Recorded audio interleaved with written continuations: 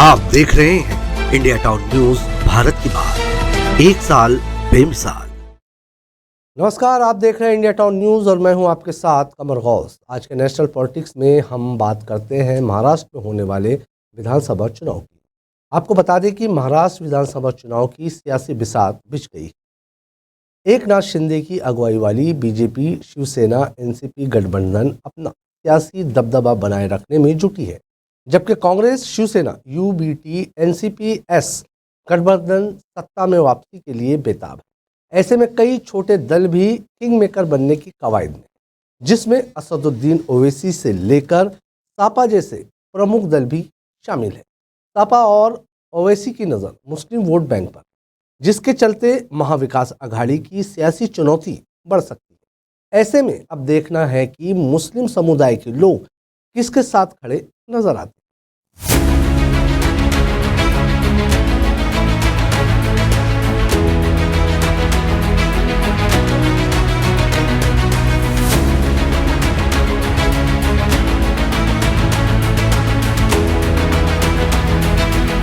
वहीं असदुद्दीन ओवैसी की AIMIM से लेकर समाजवादी पार्टी का सियासी आधार महाराष्ट्र की राजनीति में मुस्लिम मतों पर है।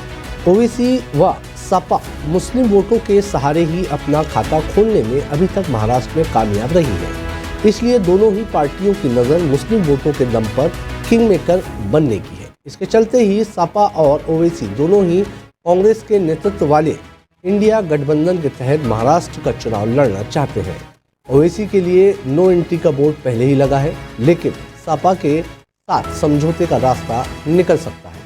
आपको बता दें कि मुस्लिम समुदाय के मतदाताओं की आबादी महाराष्ट्र में करीब 12% है, जो सियासी तौर पर काफ़ी अहम मानी जा रही है। महाराष्ट्र के उत्तरी कोंकण, खानदेश, मराठवाड़ा, मुंबई और पश्चिमी विदर्भ में मुसलमान मतदाता राजनीतिक दलों का सियासी भविष्य बनाने और बिगाड़ने की ताकत रखते हैं। राज्य में करीब 45 विधानसभा मुस्लिम वोटर अहम है, जिसमें मुंबई की सीटें शामिल हैं। पिछली बार 10 मुस्लिम विधायक चुनाव जीते, जिनमें से 3 कांग्रेस, 2 एनसीपी, 2 सपा, 2 AIMIM और 1 शिवसेना का विधायक भी शामिल है। महाराष्ट्र विधानसभा चुनाव की सियासी तपिश के बीच सपा प्रमुख अखिलेश यादव 18 अक्टूबर को 2 दिवसीय दौरे पर महाराष्ट्र पहुंचे थे।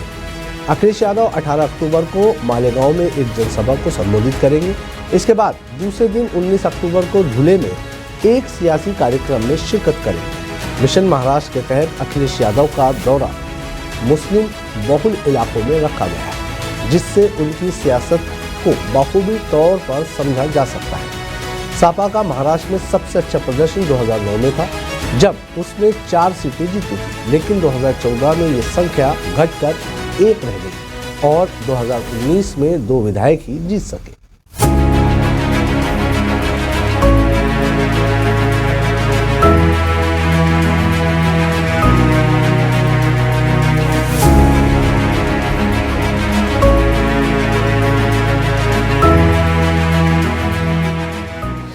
समाजवादी पार्टी के 2 विधायक हैं, जिनमें एक शिवाजी नगर से अबू आजमी और दूसरा भिवंडी पूर्व सीट से रईस शेख है। इससे पहले भी समाजवादी पार्टी के विधायक मुस्लिम ही चुने जाते रहे। इसलिए समाजवादी पार्टी ने 2024 के चुनाव में जिन सीटों पर चुनाव लड़ने का प्लान बनाया है, उसमें से ज़्यादातर सीटें मुस्लिम बहुल है। मुंबई क्षेत्र के मानकोर, शिवाजी नगर, बायकला, वारसोवा के अलावा मुंबई से सटे ठाणे की भिवंडी ईस्ट, भिवंडी वेस्ट दोनों सीटों पर चुनाव लड़ने का प्लान समाजवादी पार्टी का। इसके अलावा धुलिया और औरंगाबाद जैसी मुस्लिम बहुल सीटों पर भी अपने उम्मीदवार उतारने की पूरी तैयारी कर रहे हैं।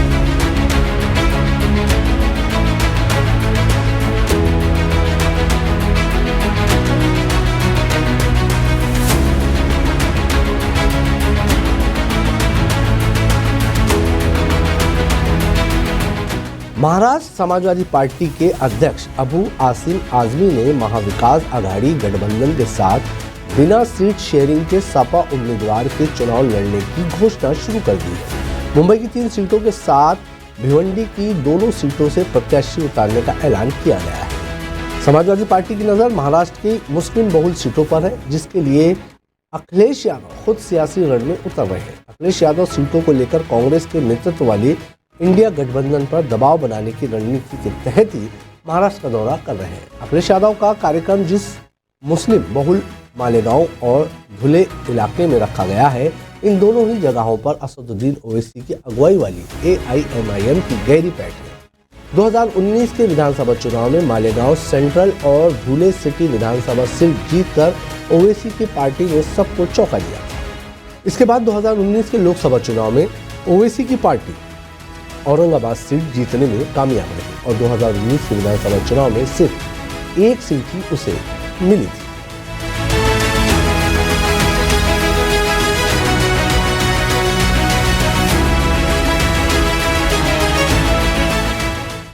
वहीं असदुद्दीन ओवैसी महाराष्ट्र की सियासत में मुस्लिमों को वैकल्पिक नेतृत्व देने की कवायद में है। इसके लिए ओवैसी अक्सर संसद से सड़क तक मुसलमानों से जुड़े मुद्दों को प्रमुख रूप से उठाते नजर आते हैं, फिर चाहे 3 तलाक का हो या बाबरी मस्जिद पर फैसले का मुद्दा।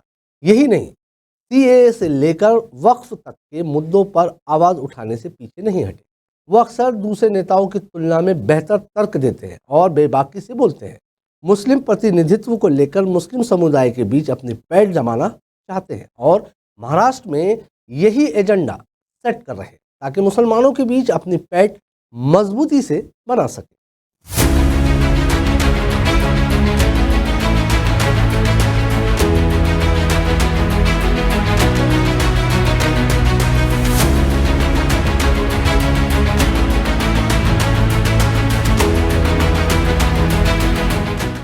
आपको बता दें कि ओवैसी की पार्टी AIMIM ने महाराष्ट्र की तकरीबन 30 विधानसभा सीटों पर चुनाव लड़ने का प्लान बनाया है। 5 सीटों पर मुस्लिम उम्मीदवार भी ओवैसी ने उतार दिए हैं। खासकर वो सीटें हैं जहां पर मुस्लिम मतदाता 30% से ज्यादा है। ओवैसी को ये बात बाखूबी तरीके से पता है कि मुस्लिम वोटों के दम पर ही वो अपनी सियासी जगह बना सकते हैं और उसका ही नैरेटिव सेट कर रहे हैं। महाराष्ट्र की सियासत में लंबे समय तक मुस्लिमों की इकलौती पसंद कांग्रेस रही है। कांग्रेस ने ही 9 जून 1980 को महाराष्ट्र में पहला मुस्लिम मुख्यमंत्री अब्दुल रहमान अंतुले के रूप में दिया था, जिनके बाद कोई दूसरा मुस्लिम इस ओहदे तक नहीं पहुंचा।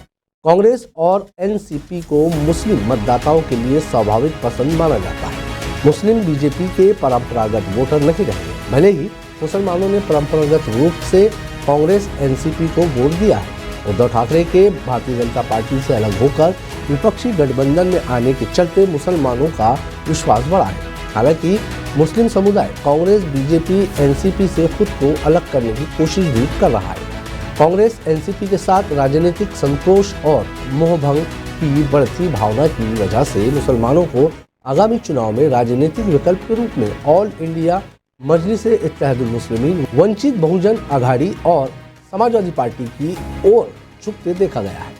इसी का नतीजा रहा है कि 2019 में समाजवादी पार्टी से 2 और ओवैसी की पार्टी से 1 मुस्लिम विधायक चुनाव जीते थे। आपको यहाँ ये भी बताते चले कि महाराष्ट्र की सियासत में मुस्लिम विधायकों की संख्या कम होती जा रही है। ये इस समुदाय के लिए बड़ा मुद्दा है। 1990 के बाद से मुस्लिम उम्मीदवारों को तभी टिकट दिया जाता है जब वो मुस्लिम बहुल निर्वाचन क्षेत्र से खड़ा होता है। आपको यहाँ पे ये बताते चले कि महाराष्ट्र में मुस्लिम उम्मीदवार कब और कितने जीते। 1962 में 11, 1967 में 9, 1972 में 13, 1978 में 11, 1980 में 13, 1985 में 10, 1990 में 7, 1995 में 8, 1993 में 13, 2004 में 11, 2009 में 11, 2014 में 9 और 2019 में 10 मुस्लिम विधायक जीतने में सफलता हासिल की। 2019 के विधानसभा चुनाव में 10 मुस्लिम विधायकों में से 9 मुस्लिम बहुल निर्वाचन क्षेत्रों में जीते थे।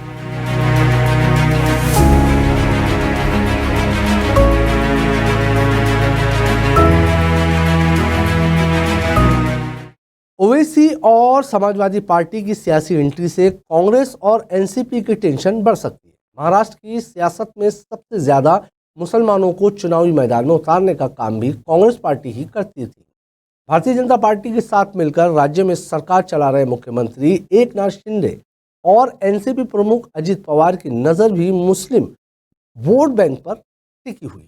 इसके अलावा शिवसेना, UBT और NCP-S भी मुस्लिम वोटों की चाहत में। ओवैसी और समाजवादी पार्टी के चुनावी मैदान में उतरने से सबसे ज़्यादा टेंशन कांग्रेस की बढ़ती है। कांग्रेस के परंपरागत वोटों को साधने के लिए सभी दल लगे हुए, लेकिन राहुल गांधी की राजनीति ने फिर से उनके अंदर एक विश्वास पैदा किया है। ऐसे में देखना यह है कि मुस्लिम वोटर किसके साथ जाता है। इंडिया टाउन न्यूज़ के आज के नेशनल पॉलिटिक्स में फिलहाल इतना ही। मुझे दीजिए इजाजत। नमस्कार। आप देख रहे हैं इंडिया टाउन न्यूज भारत की बात, एक साल बेमिसाल।